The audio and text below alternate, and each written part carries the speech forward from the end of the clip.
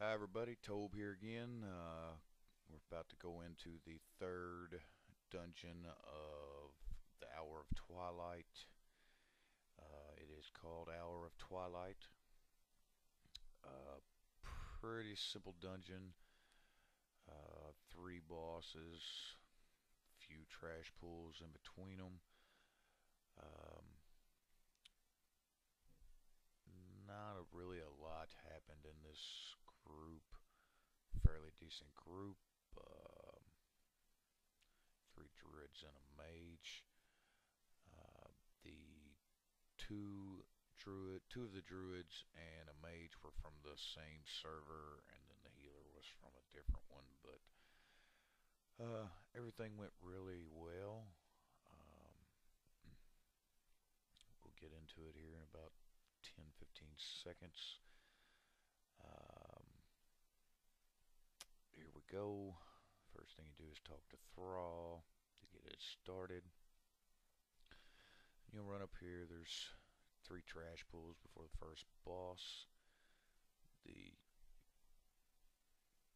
Boomkin and the mage just did not want to attack the target I was attacking. That's why I'm having some aggro issues here at the beginning. Nothing major.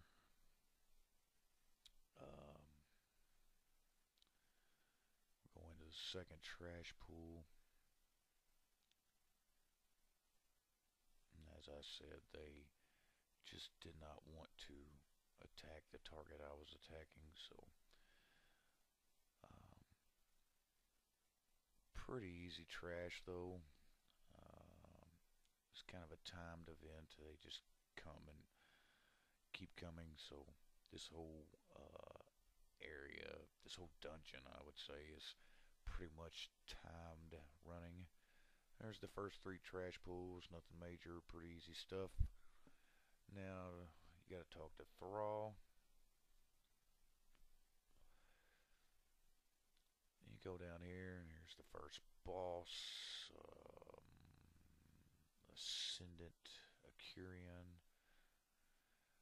Um, yeah, you got the little mumbo jumbo talking prior to start. Here we go, get started. He does a couple different things. He does this Hand of Frost, which for some reason I was not doing well in interrupting. There, I got it interrupted. He'll also freeze you to the ground like he just did me there, and throw those great big snowballs at you as you see them falling. If you got a pretty decent healer, it's not a big deal, but I try to move around and stay out of them. Uh,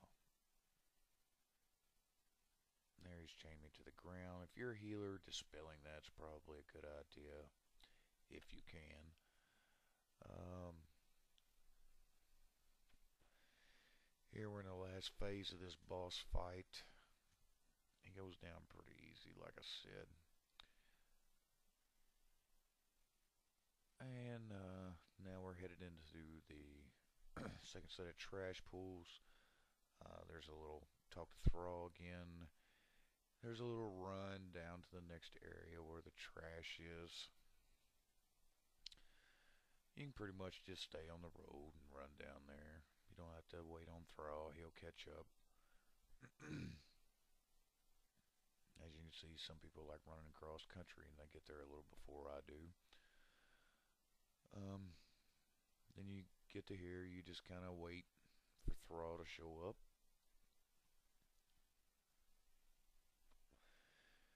When he gets here, you talk to him again. Then you start the next set of trash pools.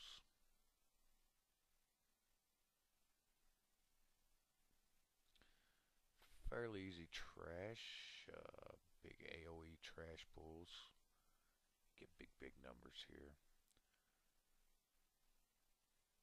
I try to mark up the Twilight Shadow Walkers and kill them first because they do that right there. Impending shadows or whatever it's called. You want to interrupt that as soon as possible.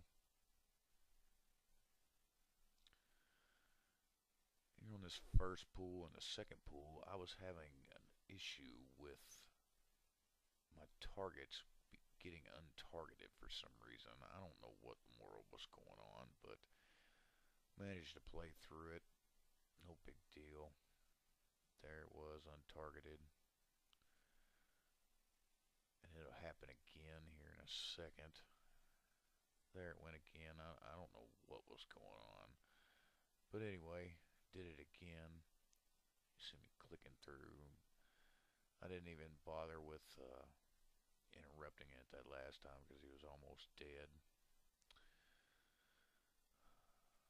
Those are here's the fourth of the 5 trash pools. I think there was 2 shadow walkers on this one. That's what the deal was there, yeah. See, still deselecting for some reason.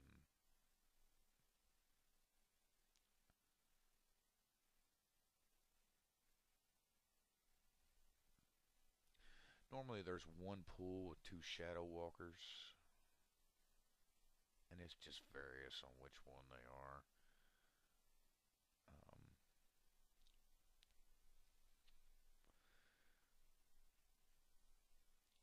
Here we're getting, this is the last one before the boss fight. This next boss has a couple of different things. You'll see me here in just a second. I'll put a marker up over my head. I like to use the orange circle. But there's a reason for that, is so that the casters can see the tank.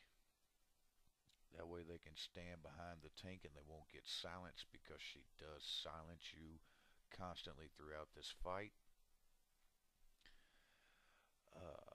As you'll see, she'll come down here in a minute after she knocks the dragon down. There she is.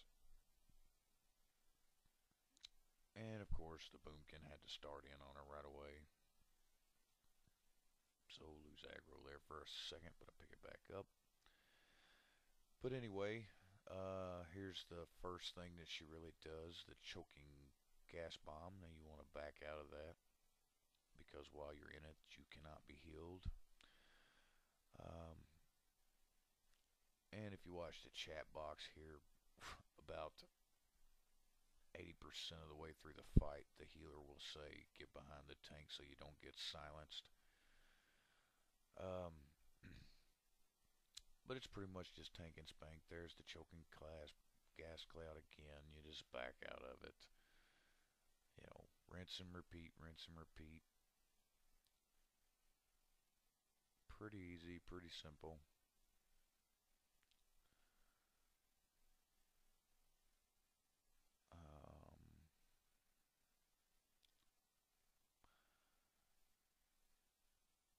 There, I'm backing out of the bomb again.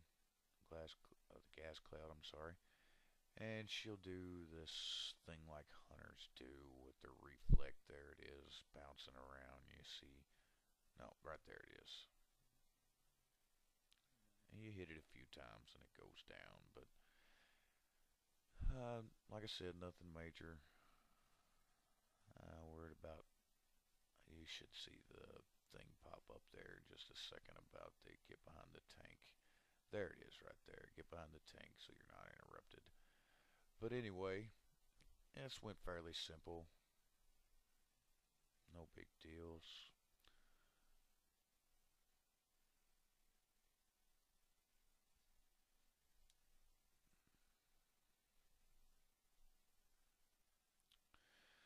And so now you just wait on the dragons to come. Once they get here, you'll hop on them and you'll take a little ride.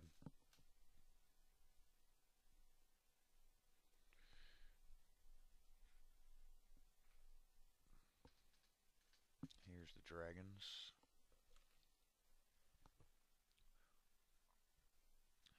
You take the little ride to the next area where you're running down to Wormrest.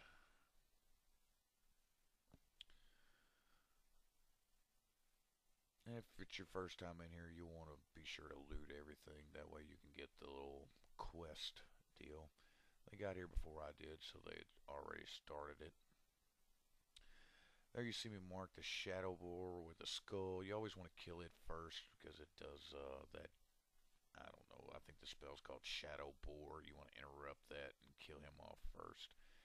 I I really don't like this part of this dungeon because those big guys that just died right there, they, as you can see, knocked the tank around all of God's creation.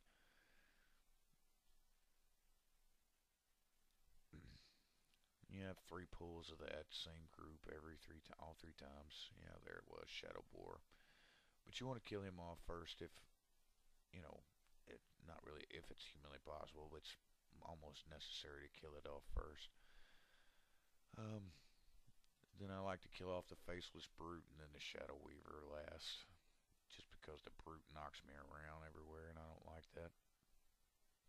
It's really bad on this pool right here because he can knock you almost all the way down there to the entrance of the temple. And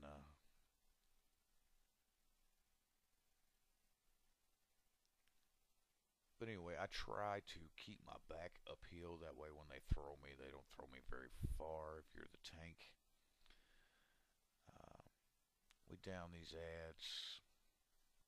We'll go in here for the last boss. There's a bunch more talking right before the boss starts, but you know, that's just part of this stuff with the new dungeons. They like to blah blah blah blah blah blah blah blah blah. But anyway, he does a couple of different things. He puts like a little curse on you that needs to be dispelled by somebody.